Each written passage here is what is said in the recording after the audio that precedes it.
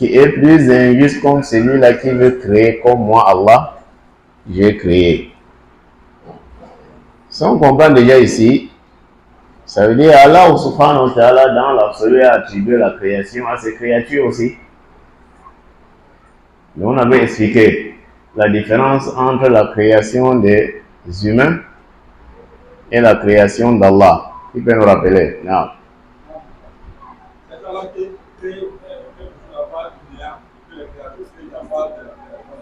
Non. Mais tout cela, tous les deux sont appelés création. Il y a la différence. Allah subhanahu wa ta'ala crée à base du néant. Alors que l'être humain racole. Il fait le racolage de ce qui existe déjà. Et ce qui existe déjà, c'est la création de qui? D'Allah subhanahu wa ta'ala. Non, c'est la différence. Mais là, maintenant, les idées qui est plus injuste que celui-là qui va chercher à créer comme ma création. Allah lance maintenant le défi.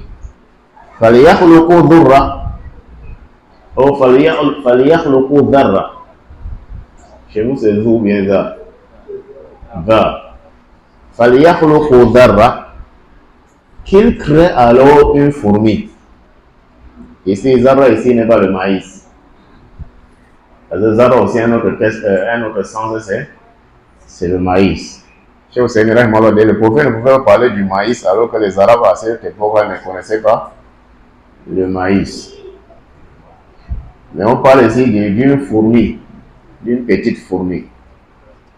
Allah dit qu'il crée alors ceux-là qui veulent me ressembler dans la création, qu'il crée alors une fourmi.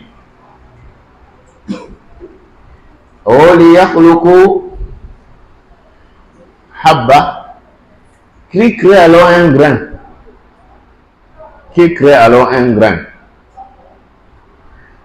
Qu'allez-vous alors répondre au riz fabriqué chinois? On va aussi dire qu'ils ont artificiel, non? Alors nous dit qu'ils ont créé les grains. Comment? Ils ne sont pas naturels, hein? Ces gars de riz là, on mange. Non? Non. Ça veut dire, ça ne se développe pas.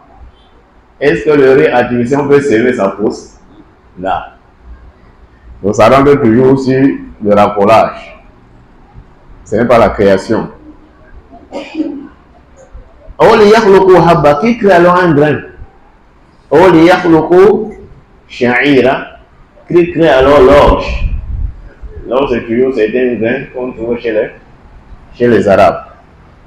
Ça c'est un défi qu'Allah est en train de lancer à ceux-là qui veulent ressembler. Walahuma an Aisha radiyallahu anha. Bukhari et Muslim rapportent également d'après Aisha anna Rasulullah sallallahu alayhi wa sallam qala, quand le prophète alayhi salatu wa salam dit ashaddu an-nasi adaban, les gens qui seront dans un châtiment dur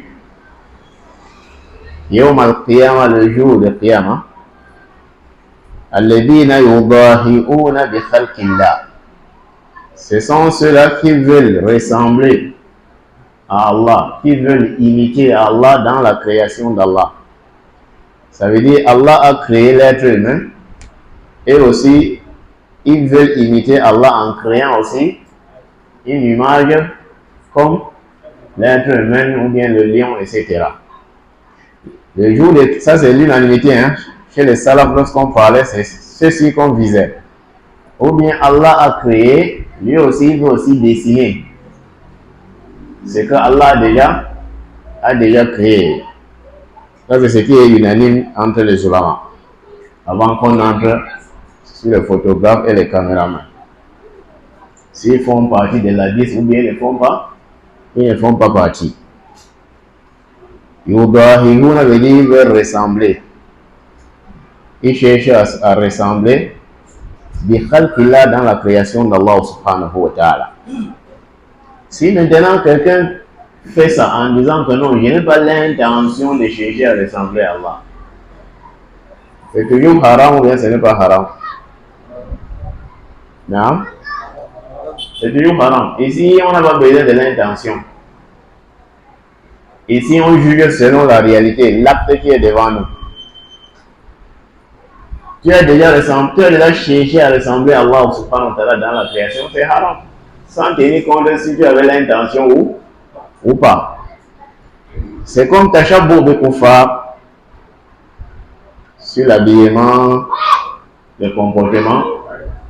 Quelqu'un dit, je m'habille comme le Kuffar, mais je n'ai pas l'intention de chercher à les ressembler. Là, on dit que c'est haram. Ton accoutrement, c'est déjà pour eux, c'est haram. On ne tient pas compte sur ton intention. On tient compte sur l'acte que tu as posé. Walahuma an Ibn Abbas. D'après Bukhari et Muslim également, Ibn Abbas dit Sami'tu Rasulallah sallallahu alayhi wa alihi wa sallam. Yaqul. Ibn Abbas dit, j'ai entendu le prophète alayhi salatu wa salam dire Kullu musawwirin finna. Nous avons dit chez le salaf, lorsque le prophète disait ça, on faisait allusion au qui? Au sculpteur et au dessinateur. Le prophète dit, eux tous sont dans l'enfer. Yuj'alu lahu bi kulli suratin sawwaraha nafsun. On va donner à chaque image, chaque portrait, chaque dessin qu'il a eu à dessiner, l'âme, ça va respirer. Yu'addabu biha fi jahannam. Et ces choses qu'il avait sculptées ou bien dessinées, et on verra si la photo va entrer dedans, sera en train de le torturer. Sera en train de le torturer où? Dans l'enfer. Mais n'oubliez pas la qaïda.